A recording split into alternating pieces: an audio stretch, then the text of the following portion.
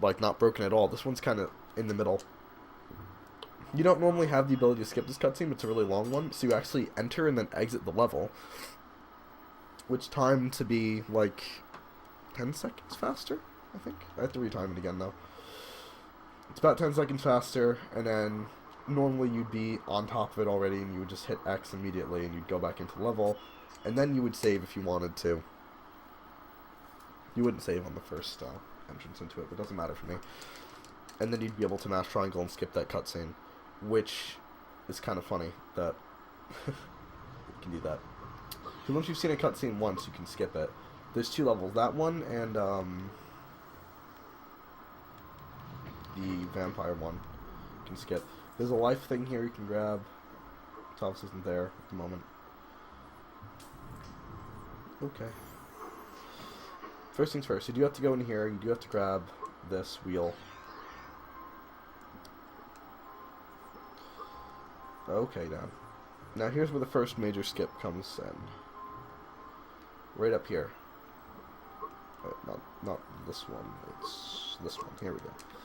You jump to this corner, it wedges you up and shoots you up here.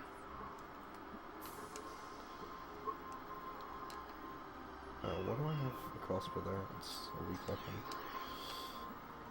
You don't need it for what we're doing anyway, but I just was wondering why I even had it. I guess because I picked it up and it just put it in. No, Dan. If you fall down here, you've lost more time than this trick saves. Unless you're low on life, in which case it was actually not end of the world. So for me, I guess that's not too bad because I needed some extra health. Yeah, this is a really weird skip. This is the only one. This is the only like thing in the game that I've seen you can wedge yourself in to shoot yourself up. There's a lot of other things that are weird in this game when it comes to the way the physics work, but this is the first and the only place I've seen where I can do that in. I'm horrible today. I haven't done this in too long though, so I can't really break myself too hard on this. But it really isn't as bad as I'm botching and making it look. It just takes practice and not being an idiot.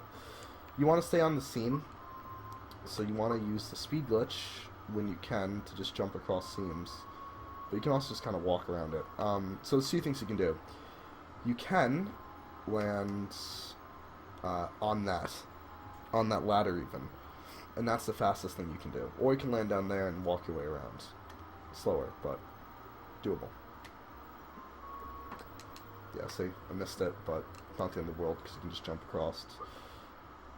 When the speed glitch is good for me, then I can make it pretty consistently all the way to the top. But the time save is minimal. You need to have some health so you can do this. You run right through it. It does almost no damage to you if done proper. You put the wheel in here because you need at least this wheel. You don't need any of the others though. This is the first level that actually takes looking at the route and seeing it. There may be improvements to it. I don't think there's any personally that I could find. Okay, Shiv, please talk to me. Thank you. Yeah, I'm gonna get my armor fixed because it's helpful. You actually want to do that when you enter Cathedral Spires, but you want to then fall down this hole here. It'll bring you to the higher up section without taking fall damage, which is nice.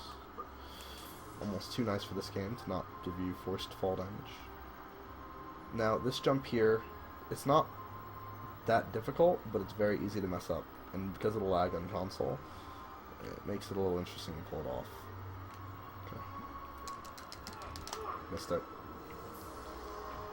If you miss it, it's not that bad, depending on how badly you missed it. But this skip saves a few minutes, so it is necessary. You do indeed need to do this, but got it. Okay. Oh my god, damn. So, a very, very important thing to note about this game that apparently I forgot. If you're not jumping, then you don't have any air control at all in this game, like, in the slightest. Your air control is non-existent if you're not jumping. Normally you want to jump and then spin around like that, and you can land right inside of the hole. So there's another one where you need something normally, but you can just jump over it. Cody found out you can actually even daring dash over that, which is pretty hilarious, because that's pretty bad for them not to even realize that.